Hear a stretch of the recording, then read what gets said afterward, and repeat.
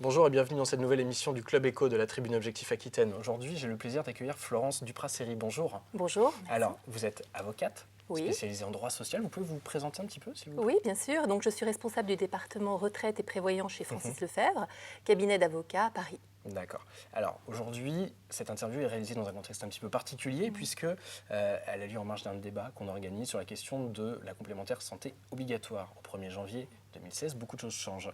Alors, il est peut-être important de rappeler déjà que depuis quelques années, effectivement, ce dispositif est un peu mûri, on va dire. Vous pouvez nous préciser ce contexte, finalement, historique et législatif?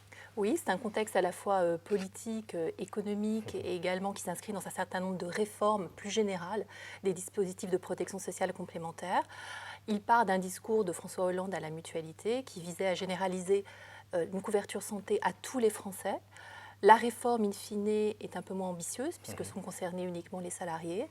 Mais selon les statistiques communiquées, on parlerait quand même d'à peu près 4 millions de personnes qui sont actuellement non couvertes par un dispositif collectif d'entreprise. Alors, qu'est-ce qui va changer concrètement pour les salariés, mais aussi pour les employeurs au 1er janvier prochain?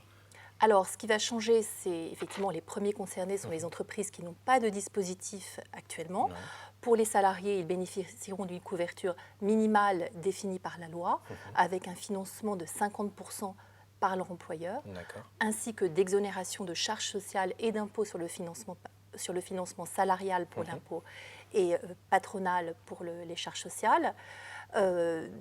Pour les entreprises qui n'ont rien actuellement, elles devront financer pour 50% cette couverture. D'accord. Avec un certain formalisme, j'imagine, à respecter. Il y a des choses bien précises, tout à fait. Une procédure bien particulière à mettre en place. Effectivement. Alors, la difficulté, c'est que cette procédure-là, elle est la même pour les entreprises de 10 salariés ou 10 000 salariés. D'accord. D'où le besoin, effectivement, d'accompagnement des entreprises, parce qu'on a des règles d'exonération qui sont assez complexes et qui nécessitent de respecter un formalisme assez important sur ces régimes.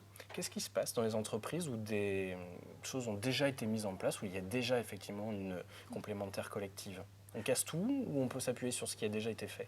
Alors, on ne casse pas forcément tout, mais c'est vrai que c'est important de rappeler qu'elles sont aussi concernées. Souvent, elles pensent ne pas être concernées puisqu'elles ont déjà quelque chose en place. Or, on a deux problématiques à surveiller. La première, c'est le cofinancement patronal. Certaines entreprises sont en dessous du seuil de financement de 50%, quand bien même elles ont des garanties supérieures au socle minimal de la loi. Aujourd'hui, la direction de la sécurité sociale considère que le financement de 50% s'impose, quel que soit le niveau de la couverture. C'est quelque chose qui reste à confirmer par écrit et qui devra faire l'objet probablement également de jurisprudence pour qu'on soit définitivement fixé. Mais les entreprises pourraient être amenées à devoir revoir leur modalité de financement. D'accord. Une dernière question. Vous êtes évidemment au contact de ces entreprises. Qu'est-ce qu'elles vous disent? Comment est-ce qu'elles voient ce changement? Est-ce qu'il y a certaines interrogations, certaines inquiétudes qui reviennent? Oui, bien sûr. Pour celles qui n'ont pas de dispositif, il y a l'inquiétude déjà du coût et de la modalité pratique de mise en place, en tout cas pour les petites entreprises, d'où la nécessité que je rappelais d'accompagnement. Du côté des plus grandes entreprises, c'est plutôt effectivement la complexité liée à cette question autour du financement. Et puis un autre point que je n'ai pas encore soulevé, c'est la question des clauses d'ancienneté qui pouvaient exister dans ce type de régime. Donc on réservait le bénéfice du régime aux personnes ayant une certaine ancienneté dans l'entreprise. Et aujourd'hui, a priori, ce type de clause ne pourrait plus être maintenu. Le but étant de généraliser la couverture à l'ensemble des salariés de l'entreprise. Donc là aussi, il y a des interrogations et beaucoup d'incertitudes encore sur les positions définitives qui seront prises par les administrations et les tribunaux. Florence Duprat-Séry, merci beaucoup d'avoir Merci participé à cette émission. Merci à vous de l'avoir suivi. Rendez-vous très vite à nouveau pour le Club Éco de la Tribune Objectif Aquitaine. Passez une excellente journée. Au revoir.